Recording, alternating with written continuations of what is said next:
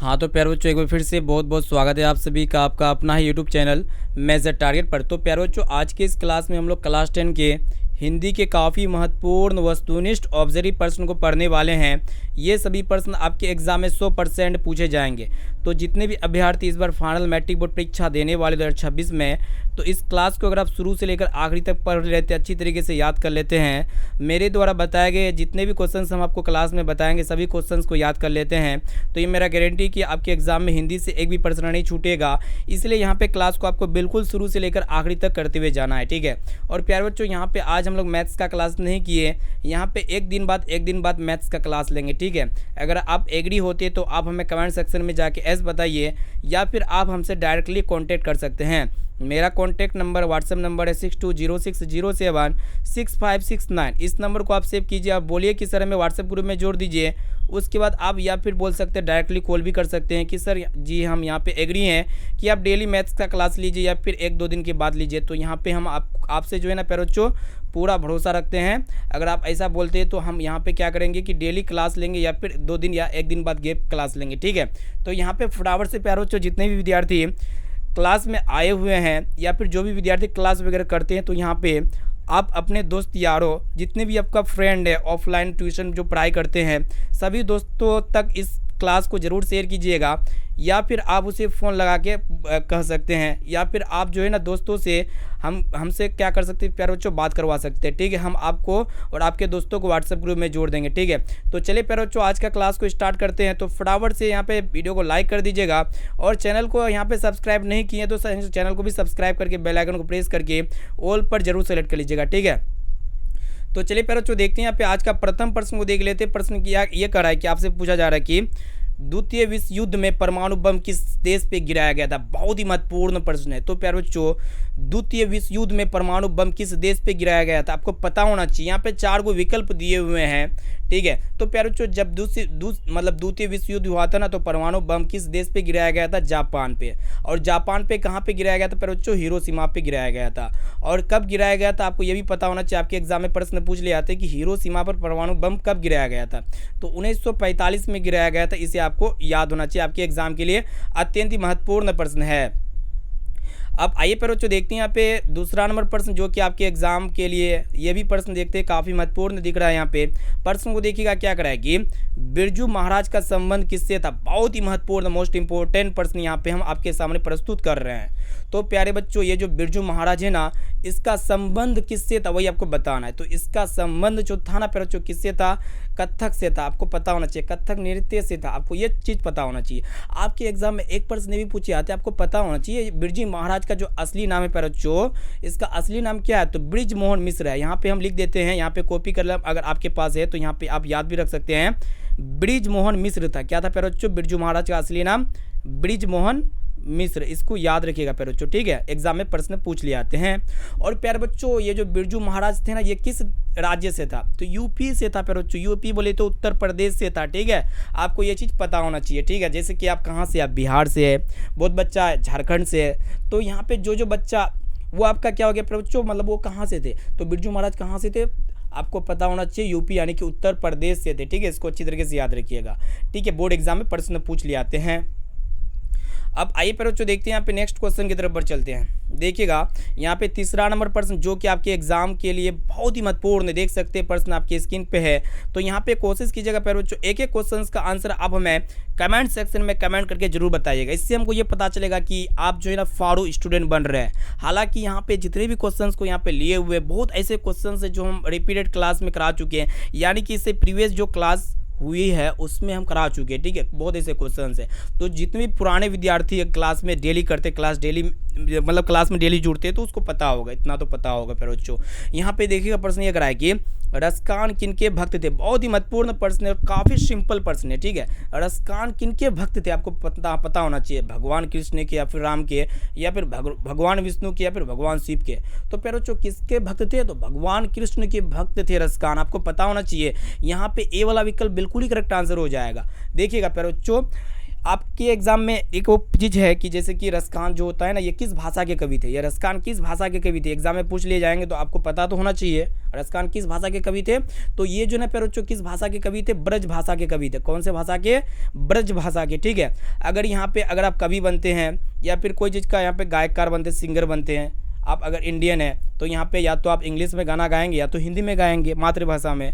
तो उसी तरह यहाँ पे क्या है कि रसखान जो है इसका मतलब किस भाषा के कवि थे, तो ब्रज भाषा के कवि थे। आपको इतना पता होना चाहिए। अब देखिए ये रसखान जो है ना प्यारे बच्चों, ये अपना जो इंडस्ट्री एक तरह का फील्ड होता है ना, जैसे कि कोई मतलब फिल्म वगैरह में काम करता है तो उसका असल नाम कुछ और होता है और पब्लिक उसका नाम कुछ और होता है, ठीक है। आपको ये जैसे कि खान सर को देख लीजिए, खान सर हम क्या है प्यारे बच्चों, उसका नाम फेमस हो गया खान सर, लेकिन उसका असल नाम खान सर नहीं है, असल नाम खान सर है नहीं है। लेकिन यहाँ पे जो उसी तरह रसखान जो है इसका असल नाम क्या था, तो आपको तो पता होना चाहिए ना। रसखान का असल नाम क्या था, पता है आपको प्यारे बच्चों, सैयद इब्राहिम था। क्या था प्यारे बच्चों, सैयद इब्राहिम। आपको ये चीज़ पता होना चाहिए। यहाँ पे हम लिख देते हैं सैयद इब्राहिम था, ठीक है। रसखान का असल नाम क्या था, सैयद इब्राहिम। यहाँ पे आप जो है ना प्यारे बच्चों याद कर लीजिए, ठीक है, आपको पता होना चाहिए। चलिए प्यारे बच्चों देखते हैं यहाँ पे नेक्स्ट क्वेश्चन। आइए देखिए यहाँ पे अगला प्रश्न यहाँ पे आपसे पूछा जा रहा है, काफ़ी महत्वपूर्ण प्रश्न है। तो यहाँ पे क्लास को बिल्कुल शुरू से लेकर आखिरी तक देखते हुए जाना है, ठीक है। अगर आप देख लेते क्लास को, डेली क्लास करते हैं, यहाँ पे वीडियो को स्किप नहीं करना है, क्लास को छोड़ के नहीं भागना है प्यारे बच्चों, नहीं तो यहाँ पे आपसे काफ़ी सारे प्रश्न छूट सकते हैं आपके एग्जाम में, ठीक है। तो यहाँ पे प्रश्न को देखिए क्या करा है कि यहाँ पे पूछा जा रहा है कि खोखा के दांत किसने तोड़े। तो प्यारे बच्चों खोखा के दांत किसने तोड़े, तो आपको ये तो पता होना चाहिए। जो खोखा प्यारे बच्चों कहानी है, इस कहानी में जो आप अगर आप पढ़े हुए हैं, हालांकि यहाँ पे क्लास स्टार्ट नहीं किए हैं, यहाँ पे हम लोग जो है ना चैप्टर वाइज क्लास स्टार्ट नहीं किए। यहाँ पे हम पहले कोशिश करते हैं कि क्लास में ज़्यादा से ज़्यादा बच्चा जुड़े। लाइव क्लास में हम जो है ना चैप्टर वाइज क्लास स्टार्ट करेंगे। मैथ्स हो गया, जितने भी सब्जेक्ट है आपका, ठीक है, मैथ्स, साइंस, SST, कुछ भी, तो यहाँ पे टोटली सब्जेक्ट का यहाँ पे लाइव क्लास में बहुत जल्दी स्टार्ट करेंगे, ठीक है। तो यहाँ पे मेरा घर पे काम वगैरह चल रहा है, तो जैसे यहाँ पे काम वगैरह फिनिश हो जाता है, वाईफाई वगैरह लगा करके लाइव क्लास धमाकेदार तरीके से कराएंगे, ठीक है। बस आप लोग क्या कीजिए, हमको सपोर्ट कीजिए, ज़्यादा से ज़्यादा विद्यार्थी को जुड़ाइए, ठीक है। यहाँ पे देखिएगा खोखा के दांत किसने तोड़े थे, आपको तो पता होना चाहिए किसने तोड़े थे, मदन ने तोड़े थे, ठीक है। किसने तोड़े थे प्यारे बच्चों, मदन ने तोड़े थे, ठीक है। और आपके एग्जाम में एगो प्रश्न ये पूछे आते हैं कि ये खोखा जो है ना किस कहानी का पात्र है, ठीक है। ये खोखा जो है, खोखा का जो जिक्र किया गया है कौन से कहानी में किया गया है, कौन से अध्याय में किया गया है, तो ये 20 के दांत कहानी में किया गया है खोखा का जिक्र, ठीक है। यानी कि यहाँ पे ए वाला विकल्प इसका बिल्कुल ही करेक्ट आंसर हो जाएगा।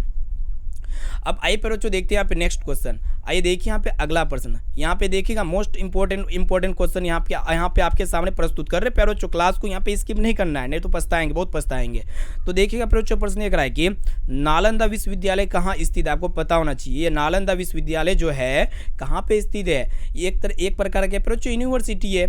जैसे कि यहाँ पे पटना यूनिवर्सिटी हो गया, हम लोग का पूर्णिया यूनिवर्सिटी हो गया। जैसे कि अगर आप इंटर का पढ़ाई कर लेते हैं या फिर इंटर के बाद मतलब आगे का पढ़ाई करने के बारे में सोचे हुए हैं, तो आपको क्या करना पड़ेगा, यूनिवर्सिटी में नामांकन करना पड़ेगा, ठीक है। तो यहाँ पे जो नालंदा विश्वविद्यालय है ये कहाँ पे स्थित है, आपको पता होना चाहिए ना। ये कहाँ पे स्थित है प्यारे बच्चों, बिहार में स्थित है। कहाँ पे स्थित है, बिहार में स्थित है। इसकी स्थापना कब हुई थी, बहुत पहले हुई थी प्यारे बच्चों। इसकी स्थापना कब हुई थी आपको पता है, नहीं पता है तो जान लीजिए। इसकी स्थापना किस काल में हुई थी, तो इसकी स्थापना जो हुई थी प्यारे बच्चों गुप्त काल में हुई थी। आपको ये चीज़ पता होना चाहिए, आपके एग्जाम में प्रश्न पूछ ले आते हैं, ठीक है ना। चलिए देखते हैं यहाँ पे नेक्स्ट क्वेश्चन। अब आइए प्यारे बच्चों देखते हैं यहाँ पे अगला प्रश्न। देखिएगा अलग लेवल का, यहाँ पे टॉप लेवल का प्रश्न यहाँ पे हम आपके सामने प्रस्तुत किए हुए, ठीक है।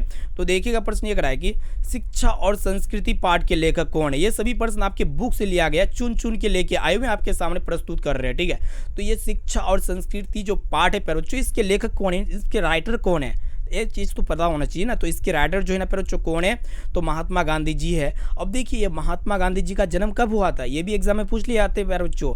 महात्मा गांधी जी का जो जन्म हुआ था कब हुआ था, 2 अक्टूबर 1869 में हुआ था इनका जन्म, ठीक है। और कहाँ पे हुआ था आपको पता ये भी होना चाहिए। अगर पता है तो आप हमें कमेंट सेक्शन में जाके जरूर बताइए कहाँ पे हुआ था इनका जन्म, हम पढ़ा चुके पहले, ठीक है। अब प्यारे बच्चों ये महात्मा गांधी के 2 मुख्य हथियार था। महात्मा गांधी के 2 मुख्य हथियार क्या था, अहिंसा और सत्य था प्यारे बच्चों। ये हमेशा सत्य पे विश्वास करते थे, ठीक है। नॉन वायलेंस टाइप का यहाँ पे व्यक्ति था, ठीक है, अहिंसा और सत्य, ठीक है, ये चीज़ आपको पता होना चाहिए, ठीक है ना। इसको याद रखिएगा प्यारे बच्चों, जो महात्मा गांधी का जो दो मुख्य हथियार क्या है, अहिंसा और सत्य, ठीक है। और इनका जन्म कब हुआ था, 2 अक्टूबर 1869 में हुआ था। और यहाँ पे आपसे ये क्वेश्चन पूछ रहे हैं, यहाँ पे आपको कमेंट सेक्शन में जाके कमेंट करना है कि महात्मा गांधी का जन्म कहाँ पे हुआ था, ये चीज़ आपको बताना है, ठीक है। चलिए देखते हैं यहाँ पे नेक्स्ट क्वेश्चन की तरफ बढ़ चलते हैं। अब आइए प्यारे बच्चों देखते हैं यहाँ पे अगला प्रश्न। देखिएगा नेक्स्ट क्वेश्चन यहाँ पे क्या करा है कि यहाँ पे आपसे पूछा जा रहा है कि लास्ट शत्रुज क्या था। बोर्ड एग्जाम के लिए बहुत महत्वपूर्ण प्रश्न है ये। लास्ट शत्रुज क्या था प्यारे बच्चों, आपको पता होना चाहिए। लास्ट शत्रुज जो है ये क्या है, तो यह ईसाई मठ है प्यारे बच्चों। क्या है, ईसाई मठ। और लास्ट शत्रुज जो है ना प्यारे बच्चों, लास्ट शत्रुज में किसका शासन था, तो फ्रांसीसियों का शासन था। आपको पता होना चाहिए लास्ट शत्रुज में किसका शासन था, तो फ्रांसीसियों का शासन था प्यारे बच्चों। इसको अच्छी तरीके से याद कर लीजिए। आइए देखिए यहाँ पे नेक्स्ट क्वेश्चन। देखिए यहाँ पे नेक्स्ट क्वेश्चन यहाँ पे आपसे पूछा जा रहा है कि सत्य के साथ मेरा प्रयोग किसकी रचना है। बहुत महत्वपूर्ण है, बहुत महत्वपूर्ण है, मोस्ट इंपॉर्टेंट है। तो सत्य के साथ मेरा प्रयोग जो है ना प्यारे बच्चों, ये किसकी रचना है, तो आपको पता होना चाहिए ना, ये भी किसकी रचना है आपको पता होना चाहिए। तो यहाँ पे काफ़ी सारे विकल्प दिए हुए, क्या इसका राइट आंसर लगता है, आप कमेंट सेक्शन में जाके बेझिझक बता सकते हैं। तो सत्य के साथ मेरा प्रयोग ये किसकी रचना है प्यारे बच्चों, महात्मा गांधी जी की रचना है। इसको अच्छी तरीके से याद रखिएगा।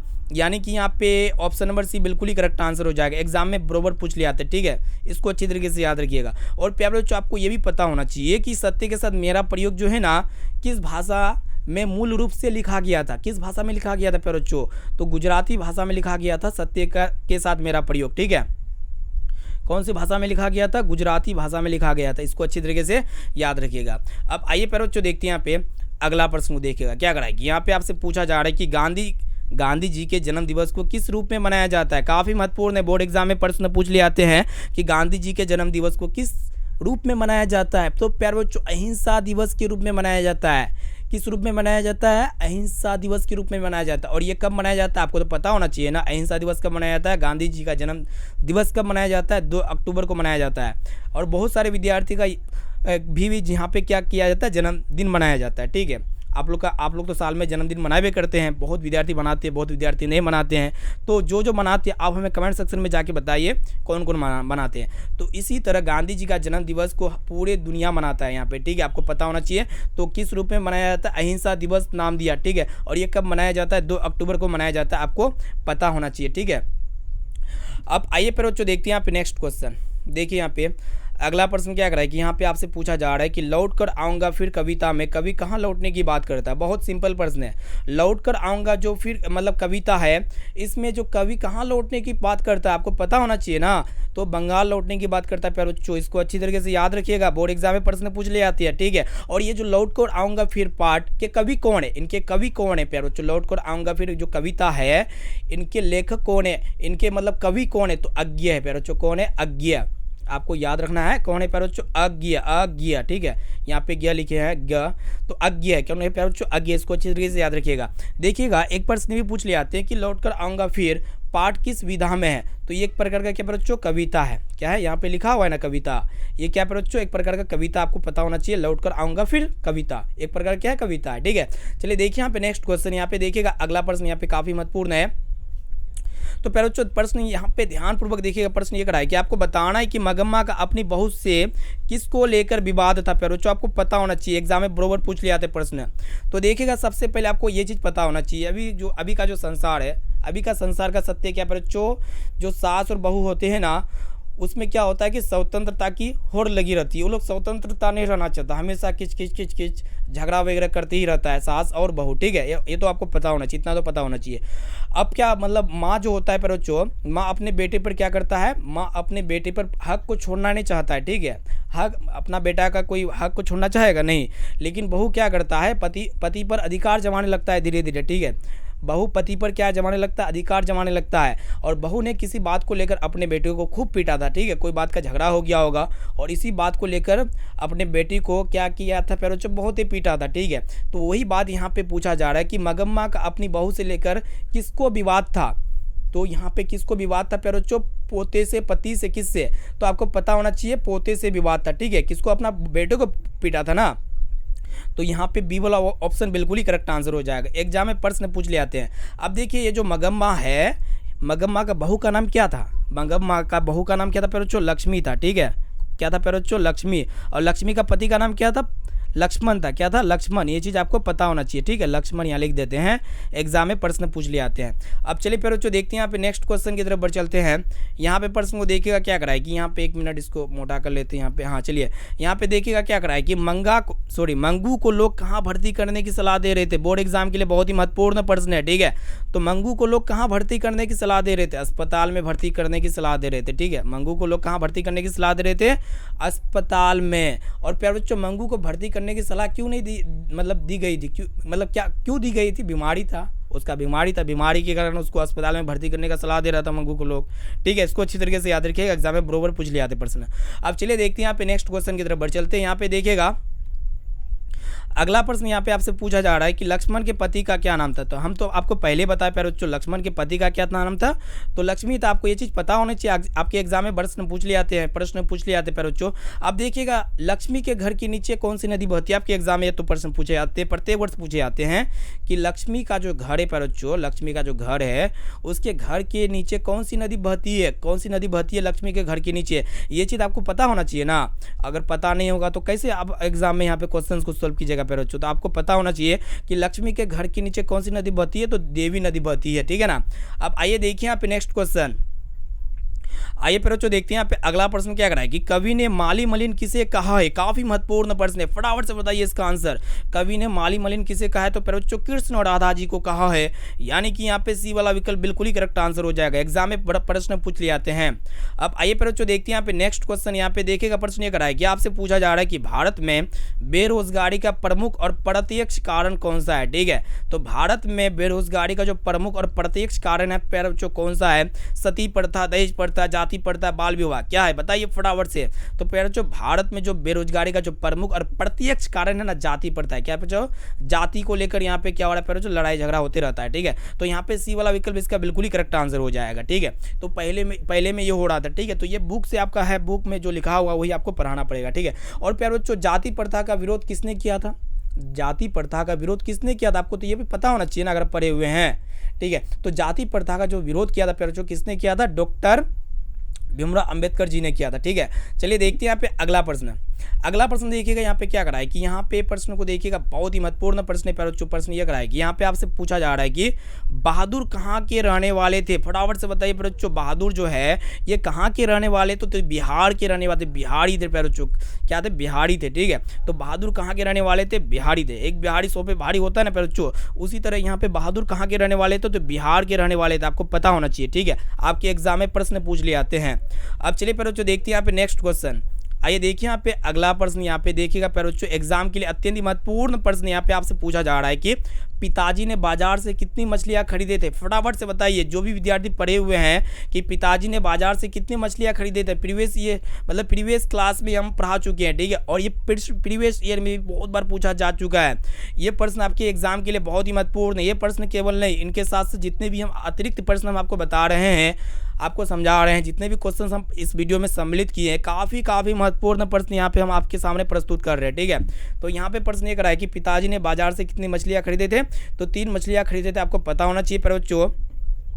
अब देखिए लेखक को मछली खाने से किसने मना किया था, ठीक है। अगर आप पढ़े हुए हैं कहानी, तो लेखक को मछली खाने से किसने मना किया था प्यारे बच्चों? तो माँ ने मना किया था। किसने मना किया था? माँ ने।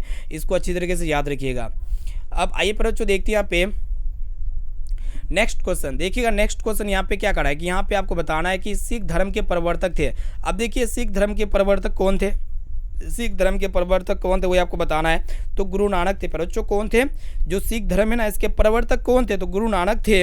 इसे आपको याद होना चाहिए। बच्चों यहाँ पे बी वाला विकल्प बिल्कुल ही करेक्ट आंसर हो जाएगा, ठीक है ना। अब देखिएगा यहाँ पे एगो प्रश्न भी पूछ ले आते हैं कि ये जो गुरु नानक है ना बच्चों, इसका जन्म किस राज्य में हुआ था? तो पंजाब राज्य में हुआ था। अब देखिए पंजाब यहाँ पे इंडिया वाला स्टेट नहीं है, यहाँ पे इंडिया वाला स्टेट में पैदा उसका नहीं हुआ था। कहाँ पे हुआ था? पाकिस्तान में इसका पैदा हुआ था बच्चों। पैदाइश कहाँ पे हुआ था? पाकिस्तान में। इसको अच्छी तरीके से याद रखिए, बोर्ड एग्जाम में पूछ लिया था, ठीक है ना। चलिए देखते हैं यहाँ पे अगला प्रश्न।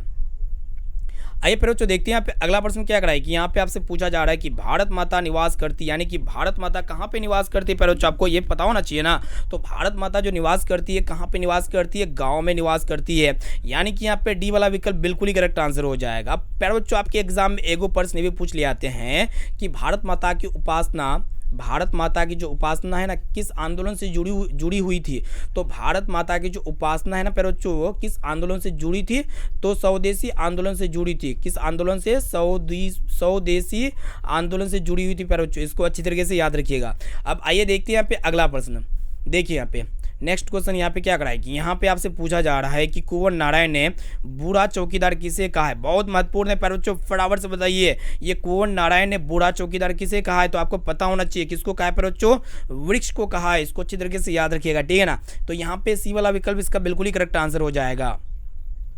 अब आइए प्यारे बच्चों देखते हैं यहाँ पे नेक्स्ट क्वेश्चन। देखिएगा यहाँ पे अगला प्रश्न क्या करा है कि निर्लज अपराधी किसे कहा गया है? बहुत ही महत्वपूर्ण बोर्ड एग्जाम के लिए प्यारे बच्चों, ये निर्लज अपराधी किसे कहा गया है? चोर को, डाकू को, नाखून को, बदमाश को। तो निर्लज अपराधी जो कहा गया है नाखून को कहा गया है प्यारे बच्चों। नाखून जो होते हैं ना किसका प्रतीक होते हैं? तो ये पशुता का प्रतीक होते हैं। इसे भी आपको साथ में याद रखना है, ठीक है। पशुता का प्रतीक होते हैं क्या चीज? नाखून जो प्रतीक होते हैं किसका प्रतीक होते हैं?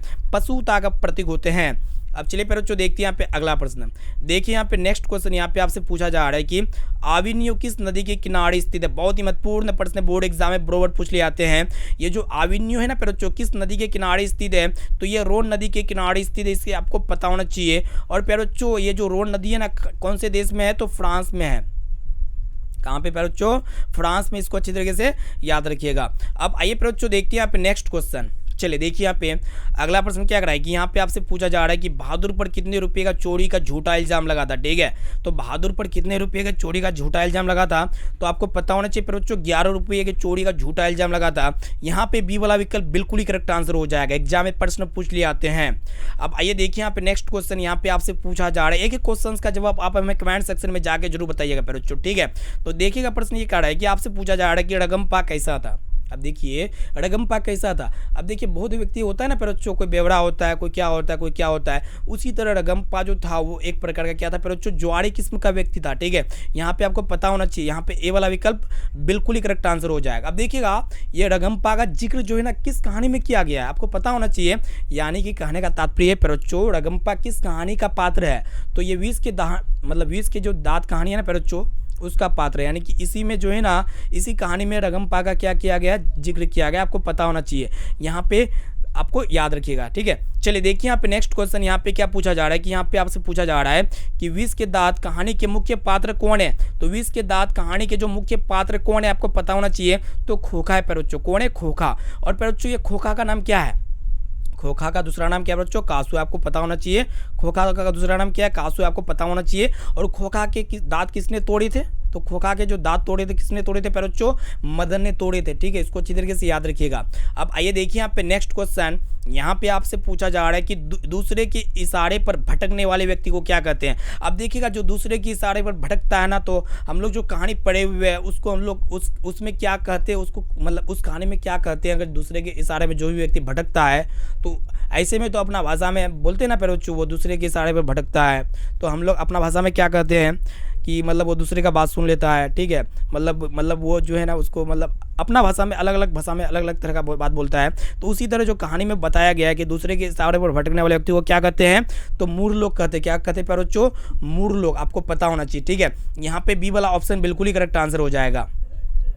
अब आइए प्यारे बच्चों देखते हैं यहाँ पे नेक्स्ट क्वेश्चन यहाँ पे क्या कराएगी। यहाँ पे आपसे पूछा जा रहा है कि मैक्स मूलर कहाँ के रहने वाले थे? तो फटाफट से बताइए मैक्स मूलर जी कहाँ के रहने वाले थे? तो ये जर्मनी के रहने वाले थे बच्चों। कहाँ के रहने वाले थे? जर्मनी के। अब देखिएगा मैक्स मूलर को भारत में किस विषय का विद्वान माना जाता है? मैक्स मूलर को भारत में हमारे इंडिया में किस विषय का विद्वान माना जाता है? विद्वान बोले तो एक्सपर्ट होता ना, कोई मतलब सब अपना अपना काम पे, कोई मतलब किसी में एक्सपर्ट है, कोई मतलब क्या होता है कि वेबसाइट डेवलपर में एक्सपर्ट है, कोई टीचर में एक्सपर्ट है, कोई चीज़ का कोई काम सीख गया तो वो उसमें एक्सपर्ट है, तो होता है ये चीज़, ठीक है। उसी तरह ये मैक्स मूलर जो थे ना प्यारे बच्चों, ये भारत में किस विषय का एक्सपर्ट था? कौन सा सब्जेक्ट का एक्सपर्ट था? कौन सा सब्जेक्ट का विद्वान माना जाता था? तो ये वेद जो है ना प्यारे बच्चों, वेद का क्या था? एक्सपर्ट था। इसको अच्छी तरीके से याद रखिएगा, ठीक है। चलिए देखिए यहाँ पे नेक्स्ट क्वेश्चन यहाँ पे आपसे पूछा जा रहा है कि जारशाही कहाँ थी? तो फटाफट से बताइए जारशाही कहाँ पे थी? तो आपको ये चीज़ पता होना चाहिए, इसको याद होना चाहिए प्यारे बच्चों। जारशाही कहाँ की थी? रूस की थी, फ्रांस की थी, नेपाल की थी, या फिर आपका था चीन का। तो ये जार शाही जो है ना बच्चों कहाँ की थी आपको पता होना चाहिए, रूस की थी। अब देखिएगा एक प्रश्न ये भी पूछ लिया था आपके एग्जाम में कि रूस में जार शाही का अंत कब हुआ था। रूस में जो हुआ था ना बच्चों जार शाही का अंत कब हुआ था, तो इसको याद रखिएगा 1917 ईस्वी में क्या हुआ था, रूस में जार शाही का अंत हो गया था। ठीक है ना। चलिए देखिए यहाँ पे नेक्स्ट क्वेश्चन, यहाँ पे आपसे पूछा जा रहा है प्रश्न को देखिएगा ध्यान से, क्या कराएगी, बहादुर लेखक का घर छोड़कर क्यों भागा। बहादुर लेखक का घर छोड़कर क्यों भागा था प्यारो, क्योंकि उस पर चोरी का आरोप लग गया था। ठीक है, इसलिए वो क्या किया, वो डर से घर छोड़ के भाग गया था। ठीक है, यहाँ पे ए वाला विकल्प बिल्कुल ही करेक्ट आंसर हो जाएगा। ठीक है ना। आपके एग्जाम में प्रश्न पूछ लिया तो बरोबर, इसको अच्छी तरीके से याद रखिएगा। अब आइए देखिए यहाँ पे अगला प्रश्न। चलिए देखिए प्रश्न एक रहा है कि आपसे पूछा जा रहा है कि बिस्मिल्लाह खां और शहनाई के साथ किस मुस्लिम पर्व का नाम जुड़ा हुआ है। ठीक है, तो बिस्मिल्लाह खां और शहनाई के साथ जो है ना प्यारो किस पर्व का नाम जुड़ा हुआ है, तो आपको पता होना चाहिए मुहर्रम पर्व का नाम जुड़ा हुआ है, आपको पता होना चाहिए। यहाँ पे सी वाला विकल्प बिल्कुल ही करेक्ट आंसर हो जाएगा। और प्यारे बच्चों बिस्मिल्लाह खां किस वाद्य यंत्र के उस्ताद थे, तो होता है यहाँ पे देखिएगा ये शहनाई वाद्य यंत्र के क्या था प्यारे बच्चों, उस्ताद थे। ठीक है, बिस्मिल्लाह खां किस वाद्य यंत्र के उस्ताद थे, बिस्मिल्लाह का किस वाद्य यंत्र के उस्ताद थे, तो शहनाई। ठीक है, इसको अच्छी तरीके से याद रखिएगा। और प्यारे बच्चों बिस्मिल्लाह खां को किस पुरस्कार से सम्मानित किया गया था, तो इसको जो है प्यारे बच्चों भारत रत्न पुरस्कार मिला था बिस्मिल्लाह खां को, इसको अच्छी तरीके से याद रखिएगा। ठीक है, एग्जाम में प्रश्न तो पूछे ही जाएंगे। ठीक है, हम जितने भी क्वेश्चन बताए इनमें से काफ़ी सारे प्रश्न 100% पूछे जाएंगे। तो जितने भी अभ्यर्थी इस बार फाइनल मैट्रिक बोर्ड परीक्षा दे रहे हैं, और आप अपने सभी दोस्तों को सूचित कीजिए, आपका भाई बहन पढ़ते हैं तो आप अपने भाई बहन को पढ़ाइए, बताइए कि मेजर टारगेट पे धमाकेदार तरीके से क्लास होती है। यहाँ पे अपने दोस्त यार भाई बहन को बताइए, अपने संग साथी को बताइए, जितने भी आपका क्लासमेट में विद्यार्थी पढ़ रहे हैं। ठीक है, क्लासमेट जितने भी क्लास में आपका क्लासमेट हो गया आपका ना, तो जितने भी क्लास में आपका क्लासमेट है सभी विद्यार्थियों को बताइए कि मेजर टारगेट पे क्लास होती है। तो क्लास का टाइमिंग आपको पता होना चाहिए, क्लास का टाइमिंग कब कब होता है मेजर टारगेट पे क्लास। तो देखिएगा सिंपल यहाँ टाइमिंग है, दोपहर में प्यारे बच्चों 1:45 में क्लास लेते हैं। कितना बजे लेते हैं, 1:45 में। हालांकि यहाँ पे आज भी क्लास नहीं हुआ था, मतलब कल भी क्लास नहीं हुआ था, यानी कि 2 दिन क्लास नहीं हुआ था। ठीक है, किसी कारणवश। अब देखिए यहाँ पे सुबह में मॉर्निंग में तो 6 बजे क्लास होना ही होना है, निश्चित है, 6 या 6:30 बजे। ठीक है, तो ये 2 टाइमिंग है सुबह का 6 बजे का। ठीक है, अब देखिए मॉर्निंग का 2 टाइमिंग यहाँ पे।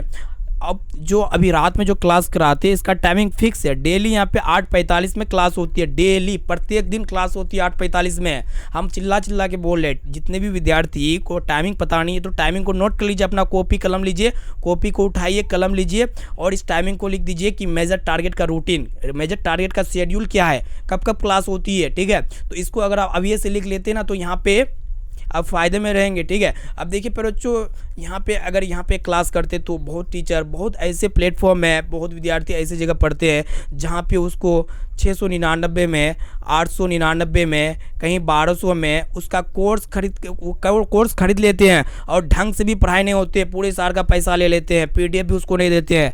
तो यहाँ पे ऐसा कुछ नहीं होता प्यारे बच्चों, यहाँ पे बिल्कुल फ्री में, बिल्कुल मुफ्त में आपको पढ़ाया जाता है। ठीक है, यहाँ पे बिल्कुल फ्री में आप यहाँ पे कंटेंट तैयार करते हैं प्यारे बच्चों, 3 से 4 घंटा एक क्लास का कंटेंट तैयार करने में लग जाता है। जो PDF बनाते हैं, PDF ऐसे नहीं बनता है प्यारे बच्चों, बुक से सारा क्वेश्चंस को यहाँ पे टाइपिंग करना पड़ता है, टेक्स्ट में कन्वर्ट करना पड़ता है और एक एक क्वेश्चंस को चुन कर लेके आना पड़ता है, टेक्स्ट के फॉर्मेट में MS वर्ड में जाकर के PDF बनाना पड़ता है। ये सारा काम हम खुद से ही करते हैं। ठीक है, तो सोच सकते हैं कि आपके लिए यहाँ पे हम कितना मेहनत करते हैं और आप लोग क्या करते हैं, क्लास को कर लेते हैं, वीडियो को लाइक वगैरह नहीं करते, ऐसे ही चल जाते हैं। तो ये गलत है, ये चीज़ आपको नहीं करना है। आपको क्या करना है, वीडियो को लाइक कर देना। एक लाइक करने में पैसा तो लगता नहीं है, एक तो फ्री में क्लास कराते हैं और फ्री में क्लास करा देते हैं और लाइक भी नहीं करते, तो गलत है। प्यारे बच्चों यहाँ पे वीडियो को लाइक कर दीजिए, चैनल को सब्सक्राइब कर दीजिए, चैनल पर नए आए हैं तो अगर सब्सक्राइब नहीं किए हो तो सब्सक्राइब कर दीजिए, इनके साथ साथ नोटिफिकेशन बेल आइकन को भी प्रेस कर दीजिए ताकि जब क्लास हो, अगर क्लास का टाइम नहीं भी पता है ना तो नोटिफिकेशन आपको अपने फ़ोन पे अपने आप चल जाएगा। जब भी यहाँ पे क्लास कराएंगे तो आधा घंटा पहले पता चल जाएगा। ठीक है, तो ये सारा चीज़ करते हैं, बस खाली क्लास कराने से नहीं होता है प्यारे बच्चों, यहाँ पे आपको पढ़ना भी पड़ेगा। ठीक है, क्लास कराने से और वीडियो देखने से नहीं होता है, आपको पढ़ना भी पड़ेगा, क्लास खाली ऐसे करने से नहीं होता है। जो भी क्वेश्चन हम कराते हैं ना तो उसका PDF यहाँ पे आपको हमारे व्हाट्सएप ग्रुप में मिल जाएगा। तो व्हाट्सएप ग्रुप में आपको तो जुड़ना पड़ेगा ना प्यारे बच्चों, व्हाट्सएप नंबर मेरा लीजिए मेरा व्हाट्सअप नंबर है 6206076569। इस नंबर को आप सेव कीजिए। आप बोलिए कि सर हमें व्हाट्सअप ग्रुप में जोड़ दीजिए, तो हम आपको व्हाट्सअप ग्रुप में जोड़ देंगे, ठीक है। व्हाट्सअप ग्रुप में जुड़ने के लिए आपसे 1 टका नहीं लिया जाता, 1 भी रुपया नहीं लिया जाता। फ्री में हम बिल्कुल यहाँ पे फ्री में सब कुछ आपको देते हैं, यहाँ तक कि PDF भी देते हैं। आपको बताया ना कि एक PDF बनाने में 3 से 4 घंटा लगता है, ठीक है। ये 3 से 4 घंटा PDF बनाने में सिर्फ लगता है। एक तो गर्मी का टाइम चल रहा है, अभी जो क्लास करा रहे हैं ऐसे क्लास नहीं कराते हैं, पंखा वगैरह सब कुछ बंद कर देना पड़ता है, ठीक है। और यहाँ पे पूरा पसीना हो जाते हैं, पसीना हो जाता है। पसीना होने के बाद अगर आप गंजी को यहाँ पे क्या कीजिएगा, गालिएगा ना, पूरा यहाँ पे पसीना निकलेगा पैर बच्चों, ठीक है। तो इस तरह से क्लास कराया जाता है। और यहाँ पे आप क्या करते हैं, बस क्लास करते हैं, क्लास को छोड़ देते हैं, कभी फिर आते हैं फिर छोड़ देते हैं, गलत है ना। आप लोग डेली क्लास कीजिए, रेगुलर क्लास कीजिए, ठीक है। और जिस भी विद्यार्थियों को समझ में नहीं आता है तो आप हमसे कॉन्टेक्ट कीजिए, आप हमको फ़ोन कीजिए, हम आपसे बात करेंगे। सभी विद्यार्थियों का फ़ोन उठाते हैं बारी बार से, ठीक है। ऐसा नहीं कि आप कॉल कीजिएगा तो नहीं उठाएंगे, ऐसा नहीं होता है। हालांकि कोई काम में पड़ जाते हैं, कभी कभार इधर उधर चल जाते हैं कोई काम से, तब वो हो सकता है, वो अलग बात होता है, वो अलग मैटर है, ठीक है। लेकिन आप कॉल करके तो देखिए, एक बार आप कॉल करके देखिए, आपका नंबर सेव किया जाएगा, आप मेरा नंबर सेव कीजिएगा, हम आपसे संपर्क में रहेंगे, आप हमसे संपर्क में रहिएगा, तभी तो आप मोटिवेट रहिएगा, तभी तो यहाँ पे 400 प्लस 480 नंबर लाइएगा, ऐसे थोड़ी आ जाएगा पैर बच्चों। तो इसीलिए यहाँ पे हम लोग क्लास को यहाँ पे डेली कराते हैं। क्लास का टाइमिंग हम आपको बता दिए। अगर टाइमिंग को यहाँ पे पता नहीं है, अभी तो सबका मोबाइल में डाटा ऑन रहता है, ठीक है, क्योंकि 5G आ गया, 5G का ज़माना है, ठीक है। अनलिमिटेड मिलता है सभी को, तो यहाँ पे नोटिफिकेशन आपको मिल जाएगा, चैनल को सब्सक्राइब कीजिएगा। तो ठीक, इतना तो तय है पैर बच्चों। तो फिर प्यारे बच्चों, फिर मिलते हैं यहाँ पे अगले क्लास में। तो यहाँ पे आपसे एक भरोसा है कि आप इस चैनल को क्या कीजिए, अपने दोस्तों में शेयर कीजिए, इस वीडियो को अपने दोस्तों में शेयर कीजिए, अपने दोस्तों को बताइए, ताकि वो भी जो है ना बोर्ड एग्जाम की तैयारी कर सके बिल्कुल फ्री में प्यारे बच्चों। यहाँ पे आपको कहीं पे पैसा नहीं देना है, बिल्कुल फ्री में यहाँ पे तैयारी कराया जाएगा आपको, ठीक है। तो फिर मिलते हैं यहाँ पे प्यारे बच्चों अगले क्लास में। तो फिर यहाँ पे सुबह में 6 बजे या 6:30 बजे मिलिए, यहाँ पे मेरे साथ जुड़िए, और यहाँ पे काफ़ी अच्छी तरीके से तैयारी कराया जाता है, आप खुद ही देख लीजिएगा, बोलने की आवश्यकता नहीं है। तो फिर मिलते हैं यहाँ पे अगले क्लास में प्यारे बच्चों। Thank you.